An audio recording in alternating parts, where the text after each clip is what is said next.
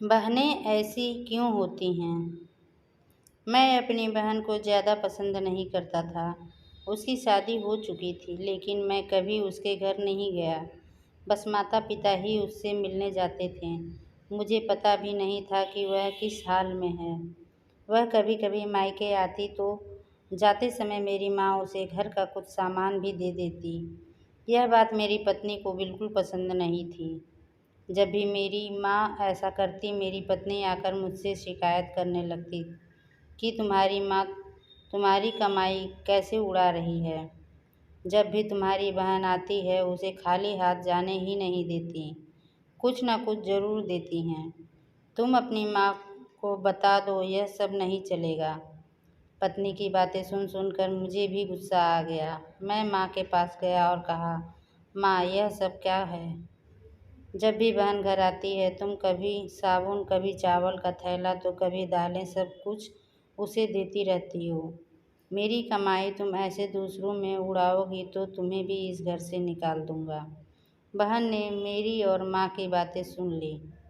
1 घंटे बाद बहन मेरे कमरे में आई और कहने लगी, भाई ज़रा रिक्शा ला दोगे? मुझे अपने घर जाना है। बहन की बात सुनकर मैं मन ही मन बहुत खुश हुआ, लेकिन दिखावे के लिए बहन से कहने लगा, थोड़े दिन और रुक जाती। नहीं भैया, बच्चों की स्कूल की छुट्टियां खत्म हो गई हैं। अब मुझे घर जाना है। कल से इनकी स्कूल शुरू हो जाएगी। फिर वह चली गई। पिताजी के मरने के बाद जब घर का बंटवारा हुआ तो हम दोनों भाइयों ने आपस में ही बंटवारा कर लिया, लेकिन उसमें से भी बहन को कुछ नहीं दिया।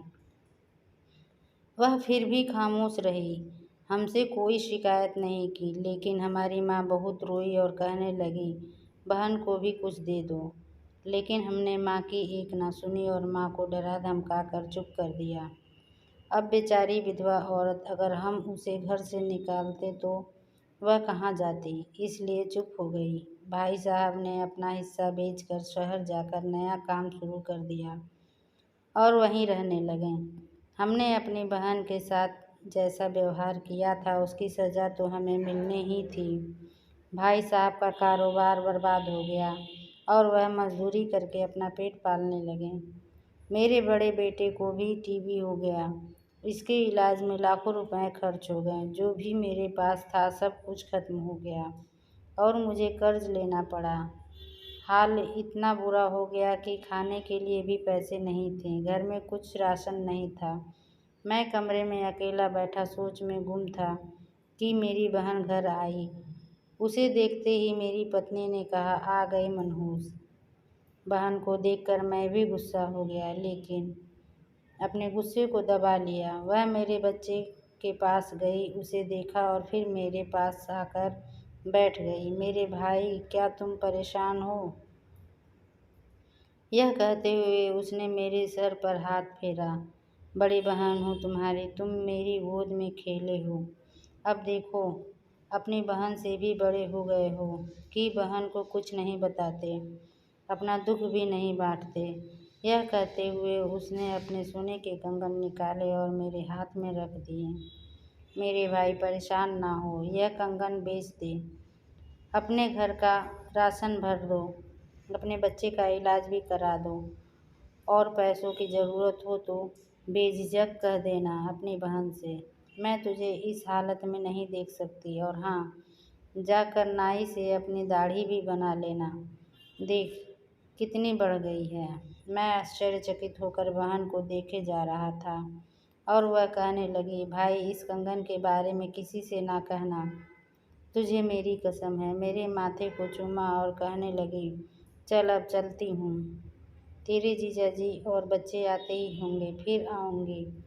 मैं पहली बार उसे घर के बाहर तक छोड़ने गया। देखा तो पैरों की चप्पल भी टूटी हुई थी। उसने कपड़े भी तो वही पुराने पहने थे। मैं बस देखता ही रह गया। मैंने तो कभी अपनी बहन की घरेलू हालत जानने की कोशिश नहीं की, लेकिन जब उसने मुझे बुरे हाल में देखा तो दौड़ती हुई आई और अपने सोने के कंगन भी दे दिए ताकि मैं अपने बच्चे का इलाज करा सकूं और अपने घर का हाल सुधार सकूं। मैं सोचने लगा और मेरी आंखों से आंसू निकलने लगे कि हम भाई भी कितने मतलबी होते हैं, अपनी बहनों को पल भर में ही बेगाना कर देते हैं और बहनें अपने भाइयों का ज़रा सा दुख भी बर्दाश्त नहीं कर पातीं। मैं उसके कंगन अपने हाथों में पकड़कर ज़ोर-ज़ोर से रोने लगा। दोस्तों, आपकी बहन अपने ससुराल में न जाने कितने दुख सह रही होगी। कुछ समय उसके पास बैठकर उसका हाल-चाल जानने की कोशिश ज़रूर करें।